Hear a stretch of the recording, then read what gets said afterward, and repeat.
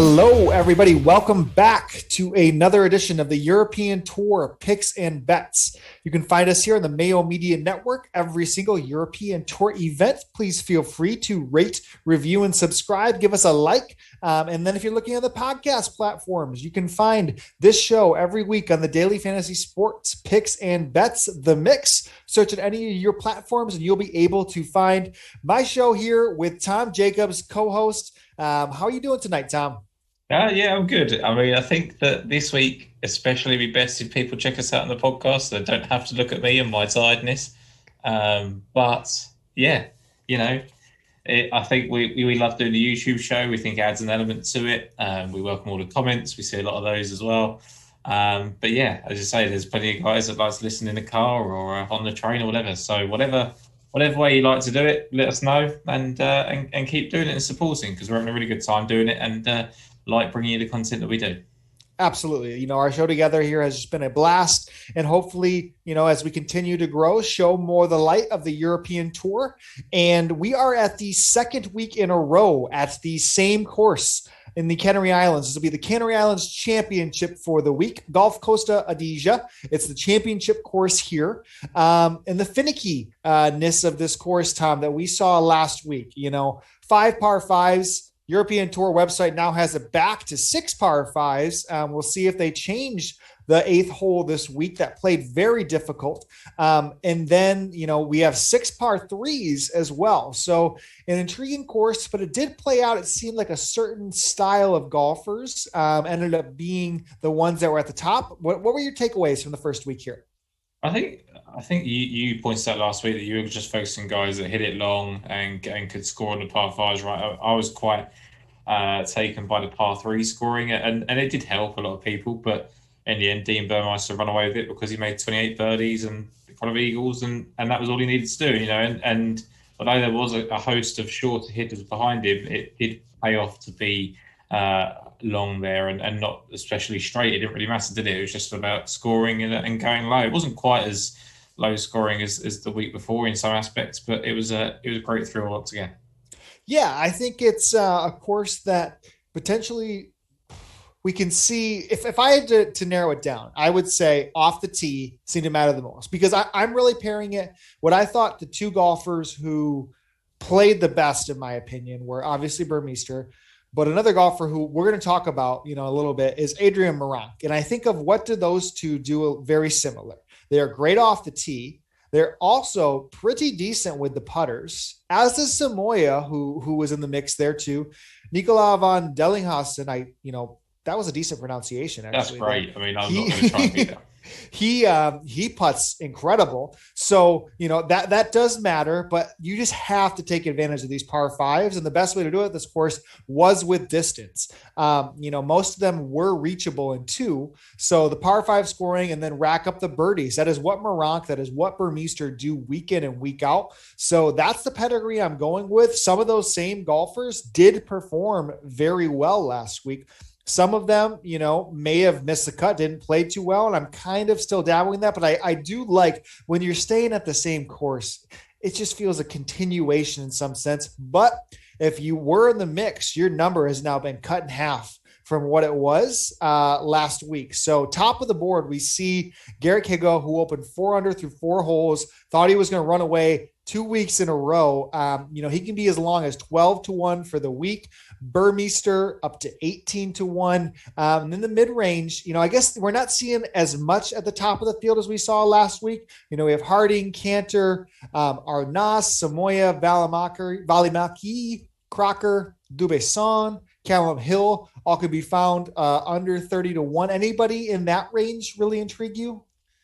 I think for me, we were talking about it on the podcast before about how Arnaus was going to get to a point where he was going to pay off, and he did last week. He was long odds and he was there, wasn't he? And as expected, he's gone to a much shorter price, as is Laurie Cantor as well. And both of those were kind of the profiles. I've seen a lot of people kind of like Sammy Valimaki this week, and I'm not so sure. I think that he still needs a bit of time. He hasn't been playing as much. Same with Cantor. I think that kind of catches up with you when you're trying to shoot 25, 26 under par.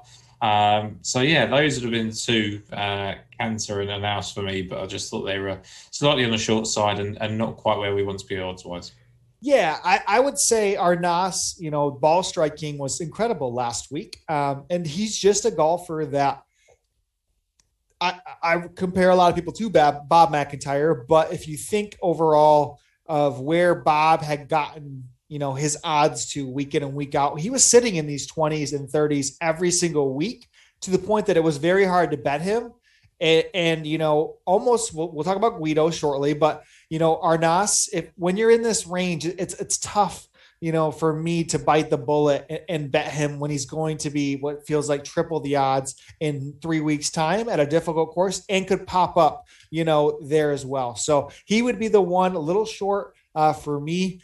I don't know if I can honestly bet Sean Crocker again. I'm struggling. He plays so well tee to green. The Sunday scaries, man, seem to take over each week. And the fact that he's now 25s, 28s, that's too short for me. Ball striking menace. We can play him on DraftKings, but right now I'm going to take a little breather from Crocker. And the golfer that I felt that didn't get the adjustment relative to the rest of the field was Guido. Guido's still available 33s this week. We were paying 40s. Some people were betting the 33s last week for Guido. So to see the field shift like it did and to have Guido basically stay at the same number, that doesn't feel right to me just in general. So of course I'm going to be back to our Stallion Italian, I just think he's somebody that I want to, of course, keep betting and hopefully come through with a victory. His odds, if it would have stayed at the 25s, 22s, that could have been like we saw in Kenya, then we're going to reevaluate, but I'm still good for this number here at 33. And just looking at it, he made 22 birdies, I think it was, and an eagle as well. So he's done plenty of scoring there. Obviously needs to keep the bogeys off his card. He needs to put 4 rounds together. We keep saying it, doesn't he? He's doing exactly what he needs to do for 3 rounds and just doesn't do it for 4. And I think what you see from him is he's got the potential, and that's all that matters. He can do it. There's guys out there that will put steady rounds together and can't keep up with the scoring demands, and that's not good enough. Whereas he's going low individually, and that's what keeps bringing you back to him, not just because he's your favorite Italian person in the entire world. It's true. All I'm hoping for, man, Ryder Cup in Rome. Could you imagine the scenes on that first tee when they announced Guido on that team? We got being there with a t-shirt on. T-shirt, tattoos by then, man. Come on. Me and Axis both. Axis literally already made a t-shirt. You could have him show it to you one day. But so no, I'm still there with him. Again, his I think it was Friday. Yes, Friday was Saturday was excellent. 1 round a week. That's the way Guido, if you can get those 2, if you can turn it into 3, he can just be average on the 4th one. But you can't come out and shoot 1 under at this course like he did and think you're going to be in the mix on Sunday. So hopefully staying at the same course, keeping it rolling. He's ready to go. But we mentioned Meronk off of the top, Tom. Let's sell the people on him. Why are we both on him? Yeah, well, he played well the week before, hadn't he? I think it was 15th place, and he kind of, I couldn't work out, and Jason spoke about him on the podcast about how he's sort of just kept popping up here and there, but he's always been a long hitter. He's always been a low scorer on his day. His putting is probably overlooked, as you mentioned. Mm-hmm. And, he's just got the ability to make the amount of birdies it needs to. He made 24 birdies last week. Didn't make an eagle, as far as I know, but that, to me, just suggests that there's room for improvement. If he hasn't made the eagle last week and he finished where he did, makes a couple of those this week, which is entirely possible, especially if they're going to play 6 par 5s like they've put on the scorecard so far. That's only going to suit him better, and he's in a rich vein of form. He was kind of involved in the class of the Naus and Rosner and players like that we're expected to break through, and he hasn't quite done his part yet, but Naus hasn't won either, so it's not a case of give up on these people, and I think people do quite quickly. He was going off at 150, 201 at some points. He's right down now at 40-1, but like you say, I still don't think that's quite relative to what he's done over the past 2 weeks. Yeah, about half of the odds. He was probably in the 80s to 90s last week. So to see him 40s, you do have to evaluate the decision when you see the odds decrease. But the improving form, the setup to what I think is needed to be successful here, I'm willing to take those odds before they dip below 30, in these type of fields where, I definitely want to be in on Morocco. For me, those are my two in the shorter range. I am going incredibly deep for the remainder of my card. So, I'd like to take some time to still highlight some golfers that we're intrigued on, that we saw, potentially on your card, Tom, maybe on DraftKings, the pricing just dropped, but I'd love to know this mid-range who kind of sticks out to you. Yeah, so for me, there was one guy in the betting that I kind of looked at, and it was Richie Ramsey. And what I said last week, there was a couple of guys that I thought that I liked. I said to you about Sean Crocker, whether he could go low enough for 4 rounds, and unfortunately he couldn't because he was putting. And that's why a little bit of fear of Ramsey this week as well. He's been ninth and third the last two in strokes gained approach, which is absolutely great. We know he can go low. He's had a couple of really good finishes in Spain in his career. I think he's had 2 top 3 finishes, including at Valderrama, which again, completely different test, but it feels comfortable in the area. And I'd spoken to him on the podcast earlier in the year, and he just felt quite buoyant. He's in the later part of his career, but he's the 3-time winner, knows how to get it done, and kind of lets it come to him. And his form has just been trending ever since. Qatar, he's gone 58th, 47th, 42nd, 29th, 22nd. So if that keeps going, a top 10 and top 8 finish and stuff like that is going to be around the corner. And he's not putting terribly. He's not losing stroke, so he's there. He's just, like you say quite often, if he's an even putter, he can go on and contend, and he's doing that. So he just needs to get distance, maybe a bit of an issue, but we'll see how it goes this week. Yeah. And again, the trending tee to green, is a big standout. And, if you see his DraftKings price is $7,800 for the week, staying kind of in that range to golfers that are, speaking to me a little bit for DraftKings. I think Louis DeJager was very close to being on my betting card. Somebody who kind of checks those boxes that you look from, the par 5 scoring, from the distance, and then the performance that he had last week. So I think DeJager 7,900 wouldn't fault anybody who is betting him this week. Pretty intrigued by him. Scott Hend also, just seems to just string it together. And I mean, for him to be almost placing or one stroke, I think, short of some of the top 5s of the each ways last week, Scotty Hend could be someone I wouldn't, fault anyone going back to. Somebody that took us on a roller coaster who's at $8,200 each week, man. Nino Bertazio, he's something. And I mean, he's scoring for DraftKings. So I think playing him at $8,200, I'm more than okay with. Kind of that trio, if we looked at, so to speak, in that mid-range for us on DraftKings. It's funny you mentioned Louis Diego, because he was the last person off my betting card. There was a lot. There's always this kind of thing about being inspired by South Africans. You've had Higo, you've had Burmeister, and if that's your bag, then yeah, he's going to be essentially the next one up. I mean, he's been playing some great golf. He likes it here, obviously. He made a couple of eagles and plenty of birdies, so he's there. He's very capable of scoring. I think that he's a great pick for DraftKings. I don't know if he's quite got the outright in him. I don't know if he can win, and I think Bertazio maybe after last week is kind of the same. They're good DraftKings scorers and potentially not the outright bets we need.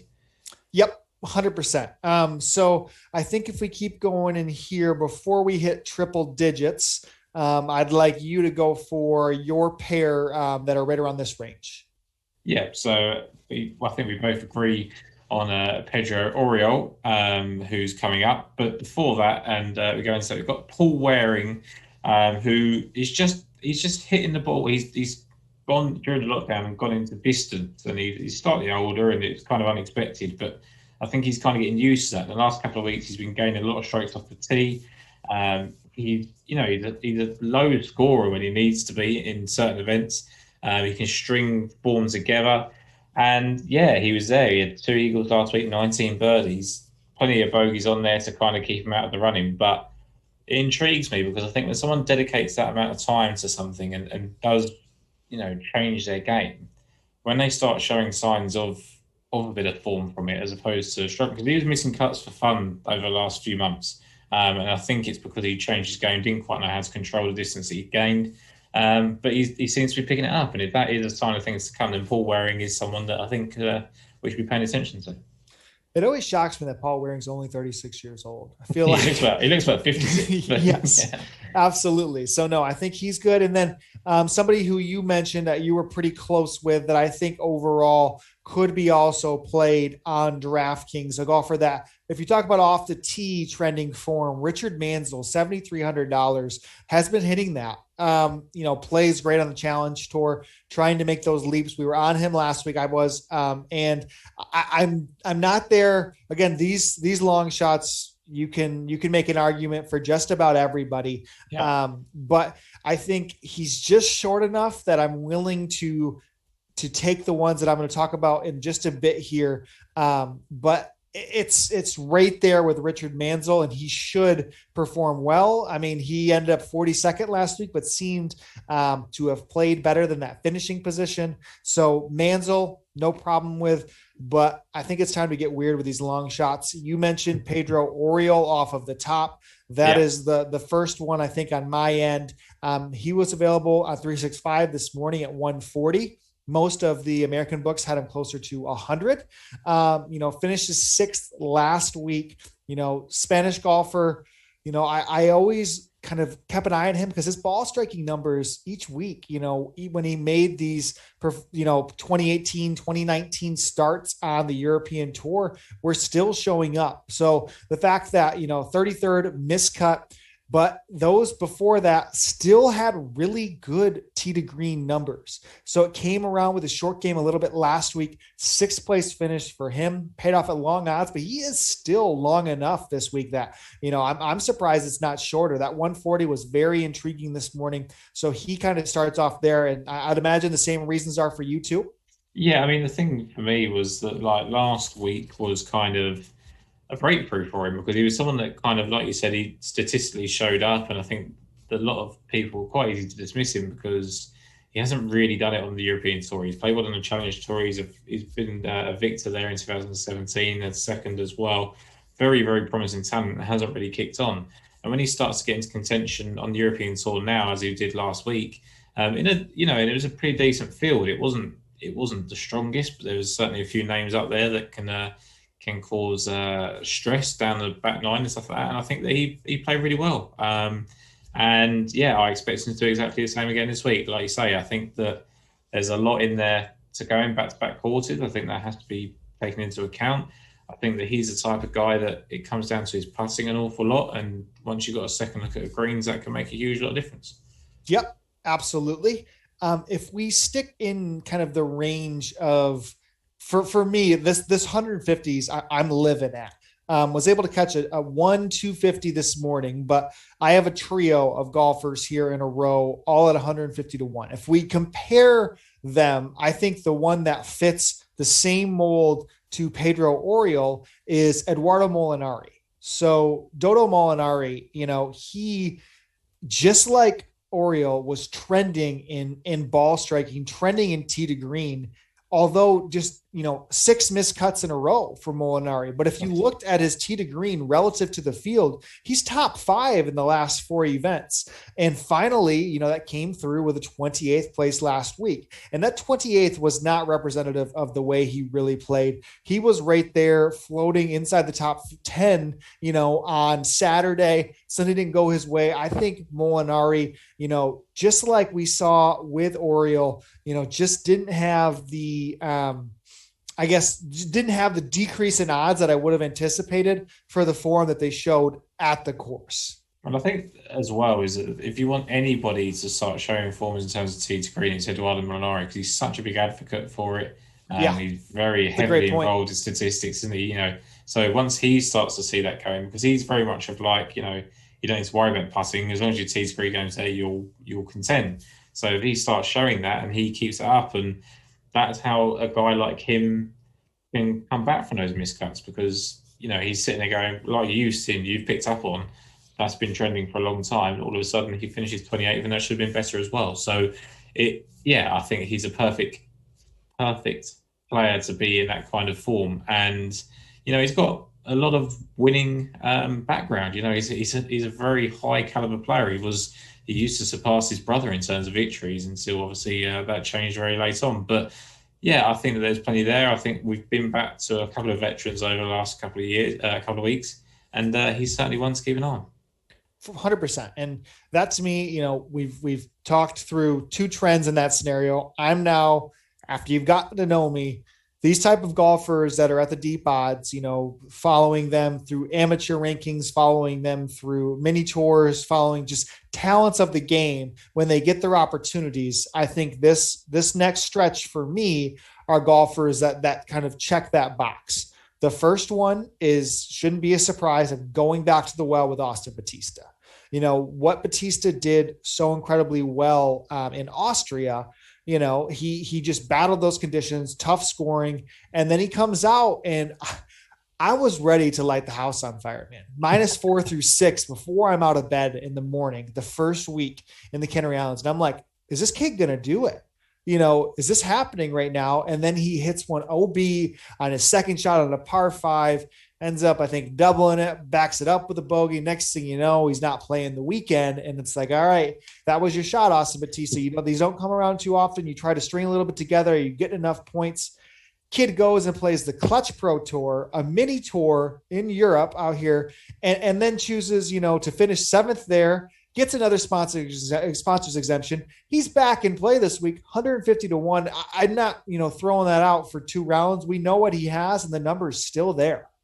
Yeah, and I spoke to you earlier in the week, didn't I, and said that I was quite surprised that he was there because when you look at the Clutch Pro Tour, this is guys that are, pro shop professionals, guys that haven't been playing on the level that he's been playing at, and that's not to discount them. Everyone has to play where they can play and work their way up, and that happens all the time. But Batista's had a taste of the European Tour, and it'd be very easy for him to kind of drop down and say, okay, the only kind of mini tours I'm going to play is back in America, in Florida or whatever, and he doesn't. He goes over to the Clutch Tour, and that can't have been that much fun for him. I can't imagine. They're not the best golf courses for him, but finishes 7th there. There's plenty of form to take into the event this week.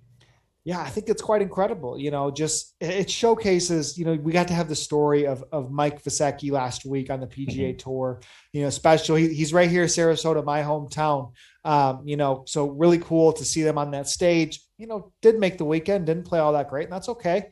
But the talents are some things that when they place, when they win, when they get in the mix, like the price is well worth backing these type of golfers, in my opinion, week in and week out. So, when we're in a weaker European Tour field and you're getting golfers that we know have these talents, and all of them do, but haven't maybe been as tested as much, I think those are the ones that I love taking these chances on at these longer odds. So we started with Batista. The next one for me is somebody who was right there through 54 holes. I would maybe say 50 holes, is Edward Roussad. So Edward Roussad was the second best amateur. He reached number 2, when he was growing his ranks on the world, golf amateur rankings. And he was somebody that last week, really showed off what he can do off the tee.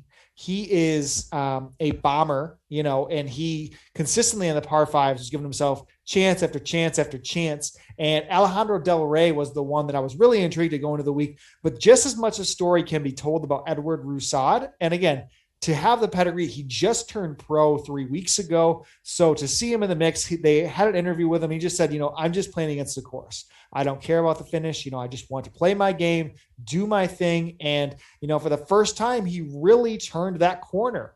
So I think betting him at 150-1 is just betting on that talent that we know is there from that amateur career. Yeah. And like I say to you all the time when you pick these guys is that you just have to believe in the talent. There's nothing else. I mean, they might even have to be in the best of form. If they've got the talent to do it, they can contend. People will sit there and say to you, he should be 400-1. Well, he's not. So you can take 150-1 and you can be there when he gets a 25-30-1 place, or you can't, and that's up to you. And then when he goes and finally wins one at 100-1 or 150-1, you're going to feel really stupid that you left him out because, if you believe in a player like that, you just got to go for it. There's just no point in trying to avoid it. Yeah, and that's the thing. And again, it's so close on some of them that all it takes, 1 week we've seen breakthroughs. We see these long odd winners, week in and week out.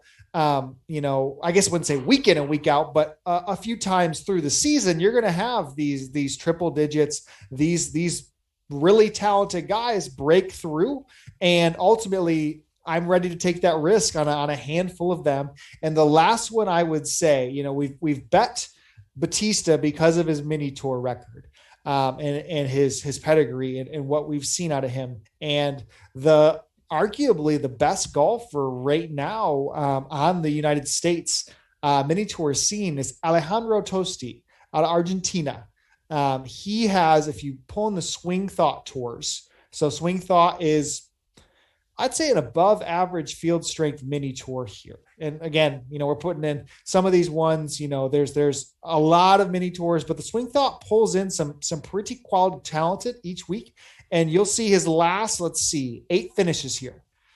Second, third, eighth, second, first, sixth, leading in their standings right now. He was an All-American out of Florida, coming out of here. So I think that, again, if we're just playing this game, we're playing what we want to see out of golfers, and overall, just hope to hit the jackpot, I guess, hit the lottery on some of these talents overall. Sponsors exemptions, don't come around for these kids all that much. So, he hasn't really, I guess you would say he's played the Latino America Tour with a top 10 in both of his last 2 events. There would be the best OWGRs. You'd say he won the Latino America Tour in 2019. So he has some of that game. He's only played, 29 sanctioned OWGR events, 20 of them coming in the last 3 years, but he's been ripping up these mini tours, and I'm going to bet on the talent. Yeah, and I'm glad you come on to the 2 top 10s in the Latino America Tour, because we talk about players that we see a whole host of players, especially on the PGA Tour, that go from that level to the PGA Tour very quickly. I mean, Harry Higgs did it for a couple of years. He played down there. It doesn't really matter where you do it until you find out you get to a stage that you can't do it anymore. You can only win and contend in the fields and events that are in front of you, and that's what Tosti's doing. He's doing it in all the levels, all the mini events that he's playing. He's leading, he's contending, he's winning, and until he's gone to European Tour and played 5 events and missed the cut every time, then you can't say he's not capable of doing it. And if he finishes top 5, top 10, he's going to tumble down in the odds, and he's going to be the next big thing. So you just have to strike it right and pick out when you can. And that's what we'll say here, because Oscar Sanchez is back in the field this week. I'm letting everybody know, there's the thousands. It might even be 2,000s out there. I'm not going to pitch you on Oscar this week. This wasn't where he was winning, his mini tour, his mid-AM events that he was playing there. So, that was a different course here. So we'll see, when we look at, Tosti is that chance. He shot, low rounds in, Korn Ferry Tour qualifiers. He's winning pre-Qs. He was up to, I think, 14th, his best ever ranking in the world, amateur golf ranking. So he's got it in there. We're all over this Wagger site. Just keep looking at them. I think we have the Walker Cup this week. I love referencing, Walker Cups. It's going to be at Seminole here in Florida. So, these are talents that I like to come across and keep betting as they show up. And especially with these odds in these type of field strengths, they're going to be golfers that I think can pay off for us when one of them does hit. So, this is the last leg of our Spanish swing. We've had 3 weeks in a row on these islands. It's been a low scoring affair. We're going to see it again deep in there, but next week, man, we got the British Masters back. We're going to see, hopefully some real linksy Scottish conditions, have some fun golf before we roll right into the PGA Championship. We're here close before Garrick Higgle wins his first major. Yeah. These things are rolling around so quickly. I thought you were going to burst into song when you said about being on the island, because there's a famous song there that we could have had in with the Finger Boys. But, I think that the season is just passing us by a little bit. I think there's a lot of these events that, because they're back to back, we had it in Kenya, we had it here. I think it's very easy just to kind of, it all merges into one, and you forget about who's playing well and who isn't. And it's only when you go back and reference it the way that we do, keep checking, that you kind of see how successful people have been. And like you say, the PGA Championship just coming around. There's going to be some guys that are going to be points out for that week as well. So plenty to look forward to. Don't take it from my voice. There's more excitement in there than my voice is projecting. But we're looking forward to it. I think I thought this was actually quite a tough betting week, just because I kind of had in my mind what I was doing last week and it didn't quite pay off. I thought Thorbjorn Olsen was going to do it after 61 or 62 on Friday. Yeah, didn't do it, but here we are, Thursday. But it's one of those things that your first round lead never seems to pay off on the European soil. So we shall see. We shall see what happens, and we'll come back again next week regardless. Yeah, as Pat says, the most dangerous lead in golf is the 54-hole lead on the European Tour. Whether you're 3, 4, 5 clear, it seems a little bit dangerous. And Dean Burmeister did. I mean, he shot just an incredible round on Sunday. He was superb, wasn't he? I think it's very easy because it's kind of like a resort course, and because there's only birdies to be made. It's kind of, people haven't discounted it, but people have kind of not really taken on board how well he played in that final round, because this is a guy that's known for low scoring and does it and always fails to fall at one hurdle, and he didn't. He just put the foot down, and no one had a chance on Sunday. Yep, absolutely. Hopefully we sit in this position a week from now talking about how our golfers, how Adrian Meronk did that, how Tosti did that, Austin Batista, maybe we have, just a little bit of Pedro Oriol for both of us. We have a lot of opportunity here, a lot of golf talk. Again, you can make sure to subscribe for us on YouTube, find us on the Mayo Media Network, and then all your podcast formats. Search for The Mix, rate, review, subscribe. We really appreciate it. We love doing our show together. Tom's just a gem, and we appreciate the late hours that he's putting in order for us to do this. So, Tom, let's review your betting card one more time. Yep. So this week I'm going with Adrian Meronk with you as well. Richie Ramsey, Pedro Oriol, and then I haven't decided about Richard Mansell and Paul Waring yet, but I think they're both live players that could really, when you're just looking at pure off the tee game, and being able to take advantage of par fives, I think they've both got the ability to do that. Love it. Love it. So I'm with you on Meronk. I'm with you on Oriol. The 5 additionals I have is Guido Migliazzi, of course, 33-1. The disrespect the number, man. A little chip on our shoulder. Let's go out low on Thursday, Guido. And then we're staying with the long shots. Austin Batista, and then we have Eduardo Molinari, Edward Roussad, and then those were all 3 at 150. Oriol was 140, was the best number we saw. And then Alejandro Tosti was at 250 this morning on some of the, I think it was like Bet America or some of the sites here in the States. He's still floating around 150. Again, the difference in 150 to 250 to 300 to 400, like you said, when it comes to the units or, what your wager could be, a dollar difference normally makes up for something from a 400 to 200, compared to betting somebody at 25 compared to where they were 100 to 1, those odds, that's a big difference. But when we get in our range here, I think I'm okay with any of those long shots, at 150, well into that range. Let's have another week in Spain. Good luck to everybody. And thank you again. Thanks, guys.